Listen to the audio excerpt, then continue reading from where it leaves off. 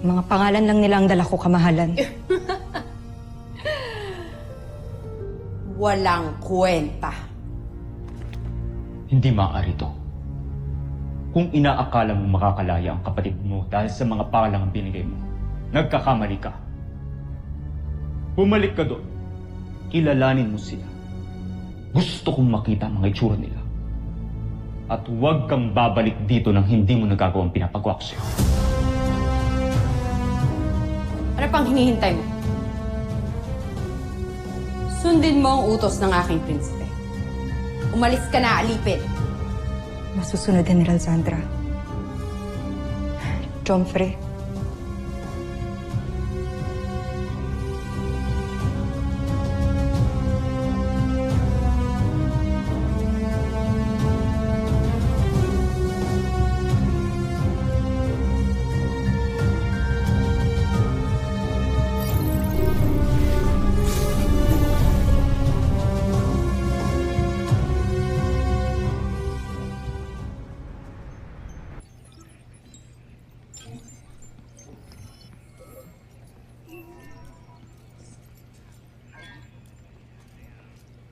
Dr. Smith?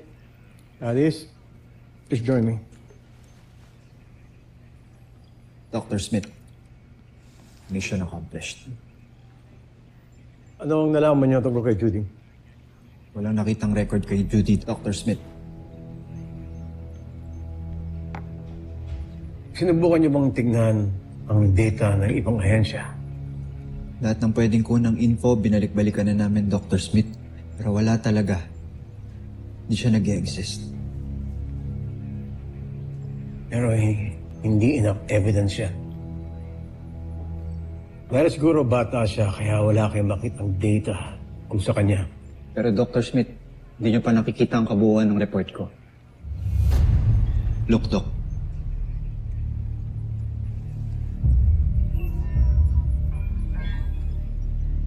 Ano bang gusto mong tignan ko dito?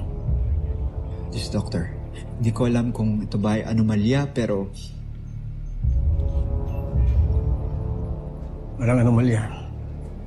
Nakakita na ako dati ng ganyang rehistro sa biochar scan. Anong nakita mo sa scan? Totoo ba sa report na he's an alien? Ready na ang result. Tignan mo ang kanyang bioscan at ang thermal scan ng isang human being. Your bioscan compared to a human scan is totally different. You're not human.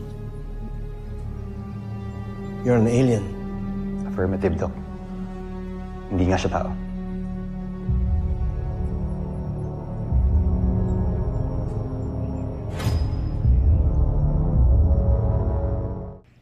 Dr. Smith, okay lang ba kayo? Doc, Yes. so, going back, Doc, saan niyo nakita yung biothermal scan na nabanggit niyo kanina? Thank you very much, Sergeant Major. Napakalaking tulong yan. Pero, Doc, may napansin pa po ako. Yung biothermal scan ni Steve and Bert Armstrong, parang iba din po. Yan ang anomalya. Doon kayo nagkamali. Pero, Doc,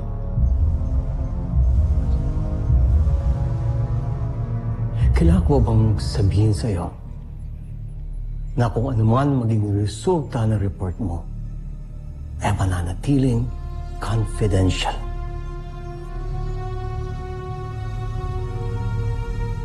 Sergeant Major? yes, Doc, confidential po lahat. Good.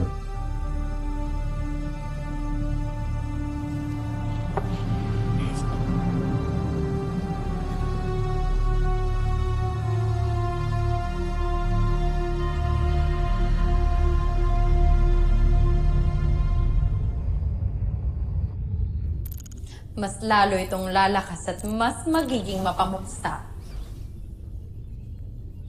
Higit pa doon, General Sandra.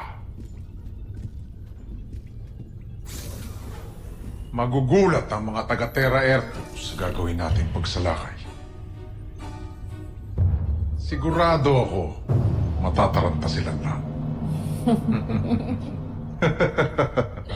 Mukhang masaya kayong dalawa. Ano ba ang bago sa ating Beast Fighter? Walang bago, Zul. At kung meron man, hindi mo na ito kailangan malaman. Maaari bang iwan mo na kami? Nahahalata ko na pinagtataguan niyo ako.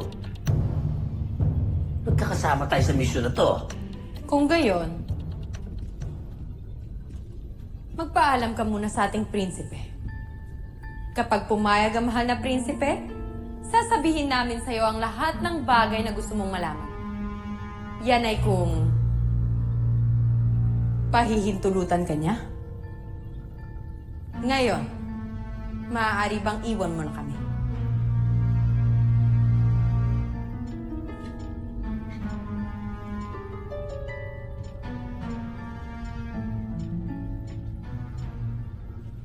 Teka lang. Mas maaari yatang iwan niyo ko. Kahit laboratorio ko to eh.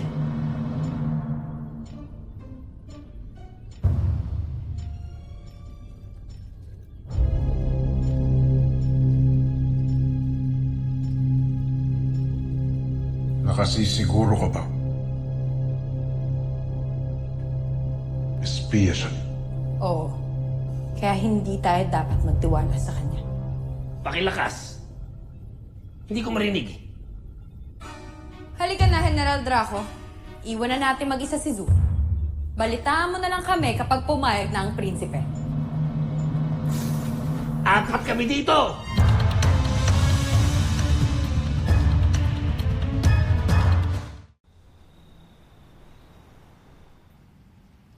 Justralov nung Teb. Sana naririnig mo ko ngayon, Amira.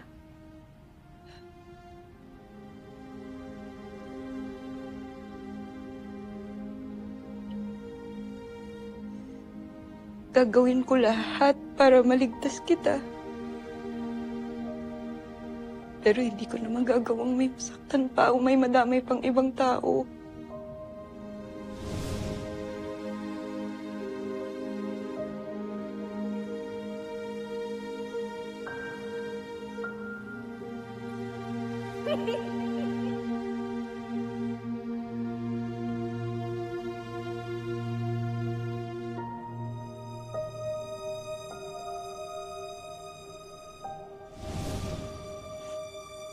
Lalo na si Bert. Hindi ko na kayang masaktan si Bert. Napakabuti niyang tao.